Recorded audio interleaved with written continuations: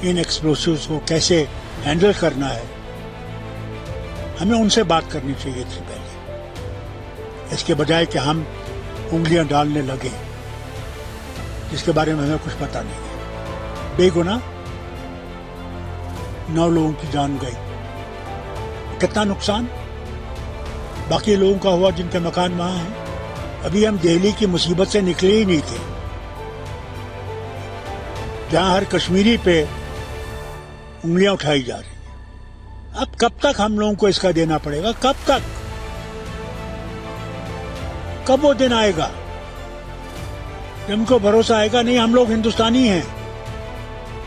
کہیں نہ کہیں ہماری انویسٹیگیشنز میں غلطیاں ہیں، کہیں نہ کہیں تو ہم فیل ہو رہے ہیں اپنی انٹیلیجنس میں۔ کب تک ہم نے یہ خون خراب دیکھنے کو ہوگا؟ کب تک؟ ہم لوگوں کی بات قسمتی ہے، آج 30 سال سے ہم اس کو دیکھ رہے ہیں اور اس بربادی کو دیکھتے جاتے ہیں، اس کا انت نہیں دیکھتے۔ جب امن کی ہوا آنے لگتی ہے، ابھی وہ ہوا پہنچی نہیں ہوتی ہے کہ بربادی کی ہوا پہلے پہنچ جاتی ہے۔ کیا امیدیں تھیں؟ پلوامہ ہوا، اس کے بعد پہلگام ہوا، اس کے بعد اب دہلی ہوئی۔ اللہ جانے آگے کیا ہوگا۔ نوگام انسیڈنٹ کو کس طرح دیکھ رہے ہیں آپ؟ پولیس تھانے میں 300 کلو کا RDX ہونا اور آپ کے ٹائم میں اس کی فورنسک لیب انویسٹیگیشن ہونا۔ دیکھیں، پہلے میں تو یہ کہوں گا کہ ہم لوگوں کی غلطیاں ہیں، جو اس چیز کو بہتر سمجھتے ہیں، بہتر جانتے ہیں، ان ایکسپلوسیوز کو کیسے ہینڈل کرنا ہے، ہمیں ان سے بات کرنی چاہیے تھی پہلے، اس کے بجائے کہ ہم انگلیاں ڈالنے لگیں جس کے بارے میں ہمیں کچھ پتہ نہیں ہے۔ اس کا نتیجہ آپ نے دیکھ لیا۔ بے گناہ 9 لوگوں کی جان گئی، اور کتنا نقصان باقی لوگوں کا ہوا جن کے مکان وہاں ہیں، وہ نہیں دیکھتے ہیں۔ یہ تو چھوڑ دیجیے، ابھی ہم دہلی کی مصیبت سے نکلے ہی نہیں تھے،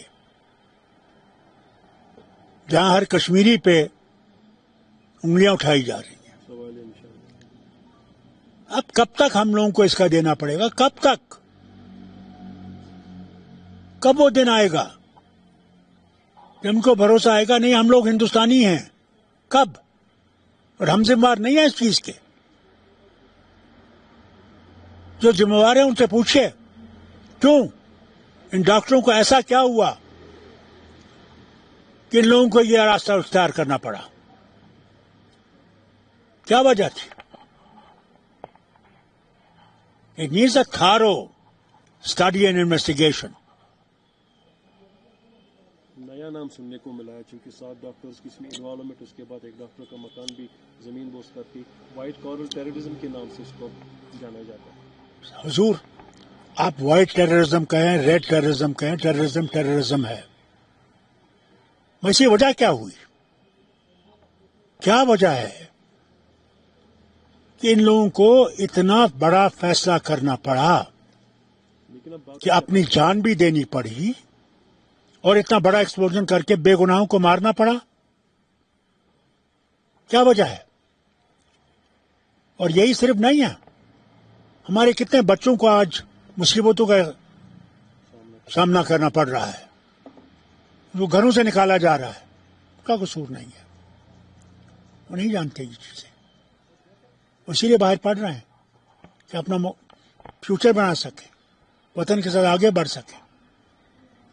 مگر آج ہر کشمیری پہ نشان ہے کہ آسامی پہ ہوتا ہے جب وہاں ایکسپلوژن ہوتا ہے، یا چھتیس گڑھ میں ہوتا ہے۔ کہیں تو سوال نشان سیکورٹی ایجنسیز پہ ہے، کیونکہ 300 کلو فرید آباد میں ہونا اور 3 مہینے سے بندہ وہاں رہ رہا ہے، اس کی صاحب ہر چیز میں کیا بتاؤں آپ کو،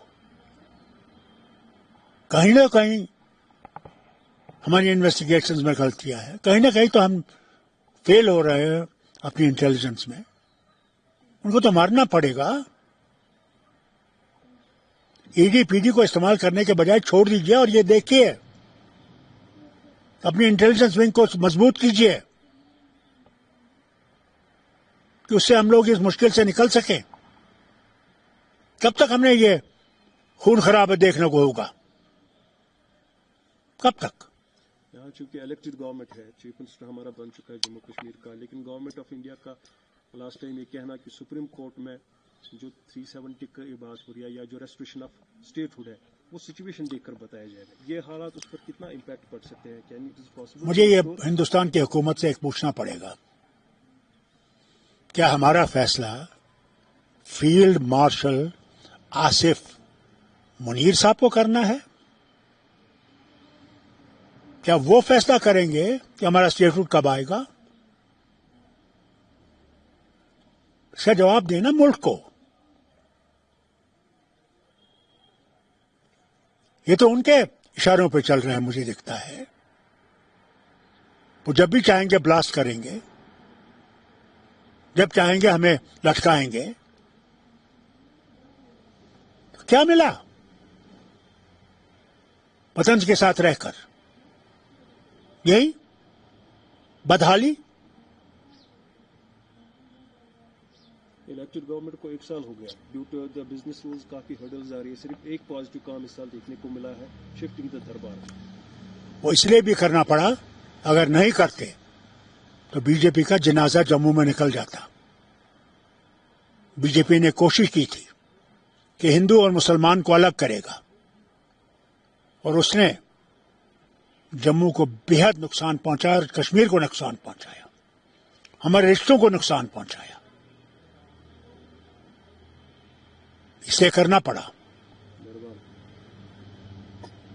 تو آنے والے ٹائم میں ہم کیا ایکسپیکٹ کر سکتے ہیں؟ کیونکہ جو حالات کروٹیں لے رہی ہے یا یہاں پر دیکھیے اکراس دا بارڈر اس کا دیکھیے میں آپ سے کہوں گا، نا امید تو کبھی کسی کو ہونا نہیں چاہیے. اگر ہم نے نا امید ہونا ہے تو پھر تو کچھ رہا ہی نہیں. ہمیں امید کرنی ہے کہ راستہ نکلے گا جب یہ اس طرف کچھ سوچیں گے. وہ وطن بھی جو ہمارا نیبر ہے، وہ کب تک یہ کرتا رہے گا؟ کب تک؟ انہیں بھی سوچنا چاہیے. وہ تو ایسے میں بیٹھے ہوئے ہیں، اور ہر مسلمان پہ یہاں پہ وہ کچھ کرتے ہیں تو نشانہ باندھا جاتا ہے. ذمہ وار وہ ہیں، ہم پاکستانی نہیں ہیں. یہاں کے ہندوستانی مسلمان جو ہیں ہندوستانی مسلمان ہیں، وہ کبھی پاکستانی مسلمان نہیں بنے. بہار میں مہا گٹھ بندھن پھر فیل، این ڈی اے کی وہاں پر جیت، نیتیش کمار تقریباً 11ویں بار.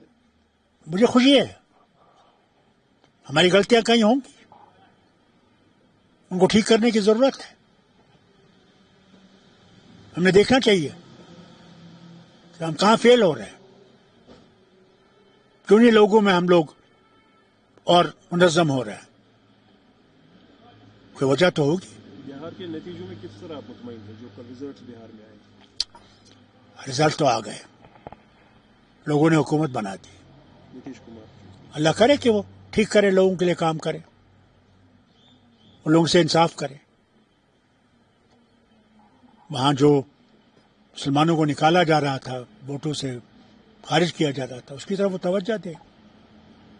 کیا اس میں نیتیش کمار کا انڈیویجول رول ہے یا بی جے پی کا اس میں پراپر دائیتو ہے؟ یہ میں نہیں کہہ سکتا، کیونکہ میں وہاں گیا نہیں ہوں. میں نے کوئی بھی وہاں پہ دن نہیں گزارا جس کے بارے میں کہہ سکتا ہوں وہاں کیا ہے. جو وہاں کے ہیں جو وہی کہہ سکتے ہیں اس کے بارے میں. نیشنل کانفرنس کو 5 دہائیوں کے بعد بڑگام میں سیٹ بیک ملا، کل جو پی ڈی پی کی وہاں جیت ہوئی. دیکھیے، ہمیں خوشی ہونی چاہیے، اس سے انسان سیکھتا ہے، گھبراتا نہیں ہے. ہار سے انسان سیکھتا ہے، اور جہاں کمیاں ان کو ٹھیک کرنے کی کوشش کریں گے. لیکن بڑگام پر کافی نظریں تھی نیشنل کانفرنس میں. ہر چیز پہ ہماری نظریں اچھی ہیں، جموں میں بھی ہماری نظریں اچھی تھی. کیا بڑگام میں یہ بھی ریزن کہا جا سکتا ہے کہ جو روح اللہ کا رفٹ چل رہا ہے؟ اب یہ جماعتوں میں ہو جاتا ہے. اللہ کرے کہ روح اللہ صاحب سمجھے وہ جیتے ہیں یا ہارے ہیں.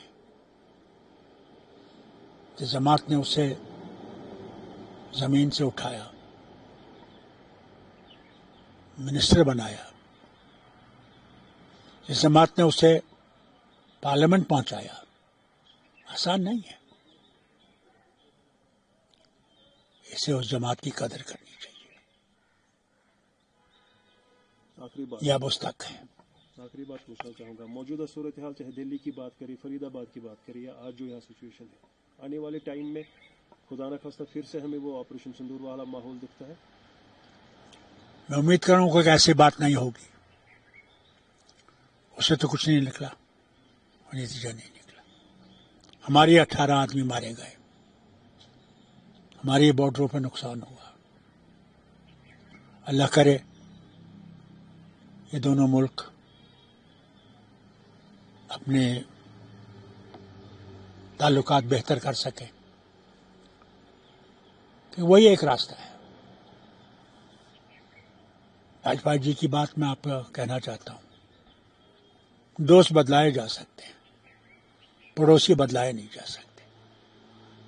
پڑوسی اگر دوستی میں رہیں گے تو دونوں ترقی کریں گے، دشمنی میں رہیں گے ترقی سست ہو جائے گی. لیکن نیشنل لیول پر کانگریس کی جو حالت ہے اس میں کافی سدھار کرنا پڑے گا. یہ شاید کل ان کو بہار سے وہ تو کانگریس کو دیکھنا پڑے گا. میں تو کانگریس ہی نہیں ہوں. میرا تو صرف ان سے یہی کہنا پڑے گا کہا کہ گرتے ہیں شہ سوار ہی میدان جنگ میں، وہ طفل کیا گریں گے جو گھٹنوں کے بل چلے. ان ہاروں سے ہمیں سبق سیکھنا چاہیے، اور جہاں ہماری غلطی ہے اس کو ٹھیک کرنے کی کوشش کرنی چاہیے. 20 دن پہلے محبوبہ مفتی نے کہا تھا اس ٹائم بڑگام کی ہسٹری بدلے گی، اور کل اس نے کہا ہم نے ہسٹری بدل ڈالی. کون سی ہسٹری بدلی؟ ایک سیٹ جیت کے بدل دی ہسٹری؟ کیا بھول گئی کن کے ساتھ بیٹھی ہوئی تھی؟ بھول گئی؟ بھول گئی کس طرح دھکا دیا اس کو؟ بھول گئی وہ کہ آج بھی انہی کے ساتھ بیٹھنا چاہتی ہیں؟ میری طرف سے میں ایک باپ کی طرف سے کہتا ہوں، پہلے یہاں کے وطن کے لوگوں کی سوچو. تم اگر یہ سمجھتی ہو کہ تم کرسی حاصل کرو گی، یہ لوگ جانتے ہیں تم نے کیا کیا ہے. پہلے اس کی پراشچت کرو اور اللہ سے مانگو صحیح راستہ. نفرت سے کچھ نہیں ملے گا.